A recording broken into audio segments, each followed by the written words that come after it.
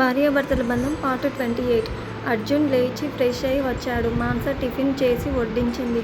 తినేసి అర్జున్ ఆఫీస్కి వెళ్ళిపోయాడు. మానస నేరుగా సుగుణ రూమ్కి వచ్చింది.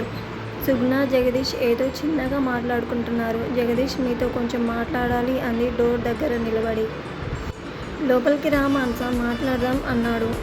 మనం హాల్లో కూర్చొని మాట్లాడదాం రండి అనేసి అక్కడి నుండి వచ్చేసింది. జగదీష్ కూడా వెనకే వచ్చాడు. ఏంటో చెప్పు మానస అన్నాడు. మానస ఎదురుగా నిలబడి, మీరు మీ లగేజ్ని సర్దుకొని రండి, రెడీగా ఉండండి, మీకోసం ఇల్లు చూశాను, అక్కడికి షిఫ్ట్ అవ్వాలి అంది. వేరే ఇల్లా? ఇక్కడ మేము ఉండడం మీకు ఇష్టం లేదా అన్నాడు. ఇష్టం లేదు అంది. ఈ విషయం ఆ రోజు అర్జున్తో చెప్పి ఉంటే మేము ఇక్కడ దాకా వచ్చేవాళ్ళం కాదు కదా. వచ్చాక ఇప్పుడు ఇలా అర్థాంతంగా వెళ్ళమనడం ఎందుకు అన్నాడు. జగదీష్ గారు, మీరు వచ్చింది షెల్టర్ కోసం. ఆ షెల్టర్ ఈ ఇల్లే కానవసరం లేదు. మీ ఇంటి రెంట్ కూడా నేనే కడతాను, సరేనా? మీరు మాత్రం ఇక్కడ ఉండడానికి వీల్లేదు. వెళ్ళి మీ లగేజ్ ప్యాక్ చేసుకోండి అంది.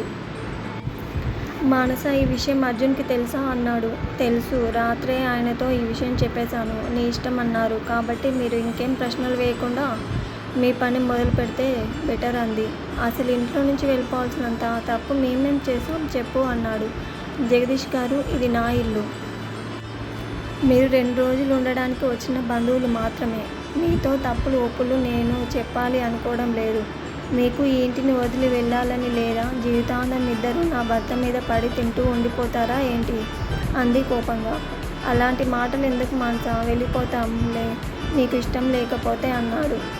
నాకు ఇష్టం లేకపోవడం కాదు, మీరు ఒక భర్తలా నడుచుకోవడం ముఖ్యం అంటున్నాను. మీ కష్టార్జితంతో మీ భార్యను పోషించడం ముఖ్యం.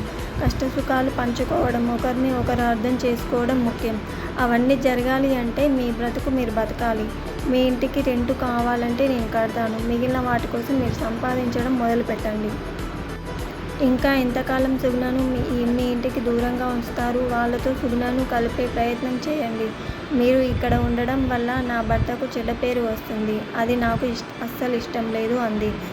సరే మానస, అలాగే వెళ్ళిపోతాం. కానీ నువ్వు చూపించే ఇంటికి కాదు, మేము ఊరికే వెళ్ళిపోతాం అన్నాడు. అది మీ ఇష్టం జగదీష్ గారు, ఆలోచించుకోండి అనేసి రూమ్లోకి వెళ్ళిపోయింది. మానస రూమ్లోకి వెళ్ళిన కాసేపటికి అర్జున్ కాల్ చేశాడు. హలో అంది. మానస, రాత్రి చెప్పింది నేను అర్థం కాలేదా? ఎందుకు సుగుణను బాధ పెడుతున్నావు? తనకు డెలివరీ అయ్యే వరకు ఉంటారని చెప్పాను కదా అన్నాడు. అర్జున్, నా బాధ కూడా నీకు చెప్పాను కదా. నేను కూడా పల్లిలాగా వాళ్ళ చేతిలో చావు దెబ్బలు తిని కాలో చెయ్యో విరుచుకోవాలా? అప్పటి వరకు ఉండాలా వాళ్ళు అంది. అలాంటిది ఏమీ జరగదు మానస అన్నాడు. జరుగుతుంది అర్జున్. పల్లి జ్యూస్ బాగా చేసి ఇవ్వలేదని కొట్టారు కాబట్టి నేను అసలు సుగుణకు ఏమీ చేసి పెట్టను. నన్ను ఏం చేస్తారో అంది. మరి మానస, ఎందుకు అలా మాట్లాడుతున్నావు? నువ్వే నా మాట్లాడుతున్నది అన్న అనుమానం కలుగుతుంది నాకు. ఎప్పుడు ఇతరుల గురించి ఆలోచించే నువ్వు సుగుణ విషయంలో ఎందుకు ఇలా అంటున్నావు అన్నాడు. నాకు సుగుణ కంటే పల్లి ముఖ్యం. అలాంటి పల్లి ఇంట్లో నుంచి దెబ్బలతో చెయ్యి విరగొట్టుకొని మరీ బయటికి వెళ్ళాడు కాబట్టి మీకు చీమ కుట్టినట్లు కూడా లేదు. సుగుణను ఇంట్లో నుంచి వాళ్ళు ఉండాల్సిన చోటుకు వెళ్ళమని నేను చెప్పడం నీకు బాధ కలిగిస్తుంది. ఎందుకు అర్జున్ నువ్వు ఇంతలా ఫీల్ అవ్వడం? తన భార్య కడుపుతో ఉంది. ఇతరుల ఇంట్లో ఎలా ఉండాలి అని ఇంగిత జ్ఞానం నీ ఫ్రెండ్కి లేదు. అయ్యో నాకు ఎవరు లేరు అన్నప్పుడు ఆశ్రయం ఇచ్చిన ఇల్లు, ఇప్పుడు నాకు నా భర్త ఉన్నాడు, బిడ్డ కూడా ఉంది. ఇలాంటి సమయంలో కూడా అర్జున్ మీద ఆధారపడి బతకడం ఎంత అవమానకరం అని ఆలోచించే స్వభావం మీ సుగుణకు లేదు. కానీ నువ్వు చాలా ఫీల్ అవుతున్నావు అంది కోపంగా. మానస, అవన్నీ ఆలోచించకు అన్నాడు. నేను ఆలోచిస్తాను, అవే ఆలోచిస్తాను. నాకు భయంగా అర్జున్ వీళ్ళు ఇక్కడే ఉంటే నేను నీకు దూరం అయిపోతానేమో అని నాకు భయం వేస్తుంది. నేను ఒప్పుకోను అర్జున్, వాళ్ళని ఇప్పుడే పంపిస్తున్నాను. నీకు అంతగా జాలి ఎక్కువైతే నువ్వు రోజు వెళ్ళి వాళ్ళని పరామర్శిరా, అంతేగాని వాళ్ళు ఇక్కడ ఉండడానికి నేను ఒప్పుకోను అంది. మానస, ఎవరూ లేరు అన్నప్పుడు మనం సహాయం చేయవలసిన అవసరం లేదా?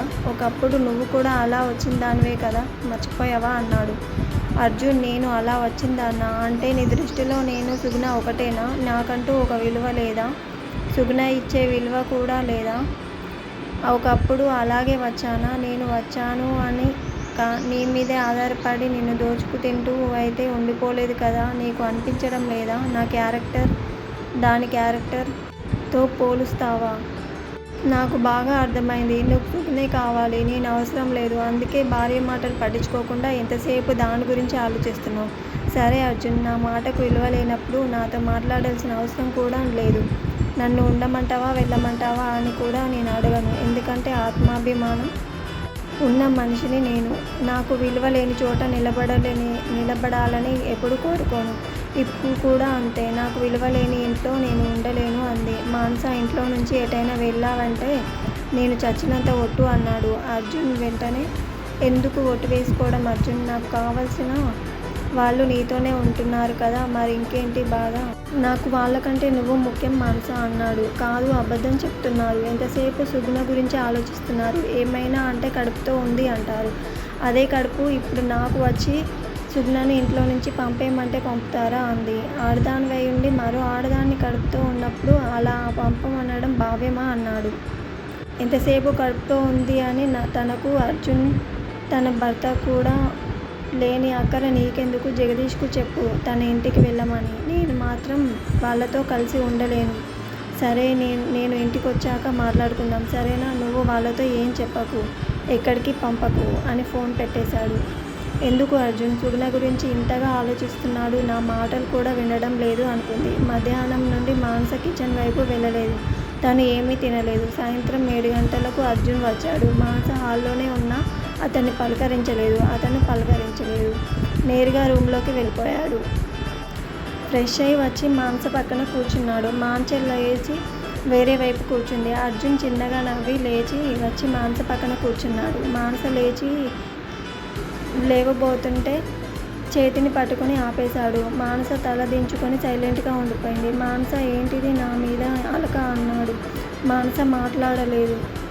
చాలా తలనొప్పిగా ఉంది, నాకు కాఫీ కావాలి అన్నాడు.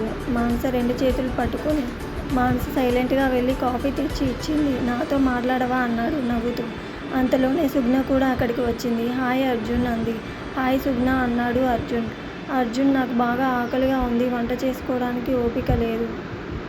జగదీష్ కూడా ఇంట్లో లేడు. ఏదైనా తెప్పించుకుందాం అనుకోవడానికి. నువ్వు వెళ్ళి తినడానికి ఏదైనా తీసుకొస్తావా అంది. అర్జున్ మానస వైపు చూశాడు.